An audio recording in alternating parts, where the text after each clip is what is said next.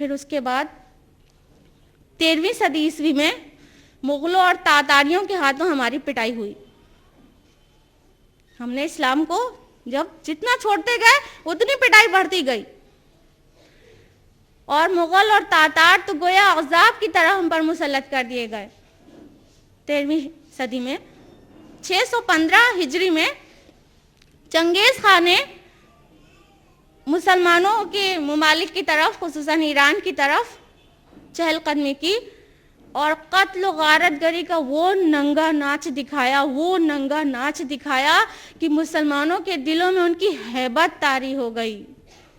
اور غور کرنے کی بات یہ ہے کہ چنگیز خان نے حملہ اس لیے کیا تھا کہ ایک مسلم بادشاہ، سو کالڈ مسلم بادشاہ خوارزم شاہ کی نالائکی در نالائکی اس کے پیچھے وجہ تھی.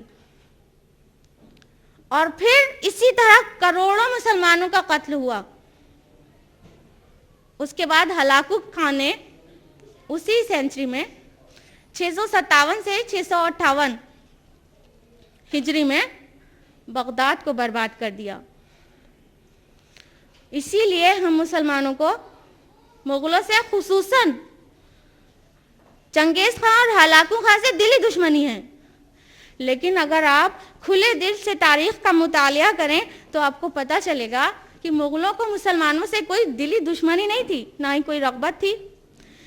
جب انہوں نے مسلمانوں سے متعارف ہونا چاہا، اسلام کا تعارف چاہا، اور ان کو اسلام کی صحیح پکچر پیش کی گئی، اس کی تعلیمات صحیح طرح سے بتائی گئی، انہوں نے اس کی ستائش کی اور قبول کیا. لیکن جو باتیں اسلام کی ان کو ٹھیک طرح سے پیش نہیں کی گئی، اسے بے باکی سے چھوڑ دیا. اب غور کرنے کی بات یہ ہے کہ اگر ان کو پورا اسلام پیش کیا جاتا، وہی جو قرآن میں لکھا ہے، وہی جو نبی کا طریقہ ہے، تو یقیناً ان کے پاس سوال کرنے کی کوئی وجہ نہ بنتی، ان کو ٹھکرانے کی کوئی وجہ نہ بنتی. کیونکہ جب بھی کسی خالی ذہن انسان کو اسلام، پورا اوریجنل اسلام پیش کیا جاتا ہے، وہ اس کی حقانیت کو قبول کیے بنا نہیں رہتا.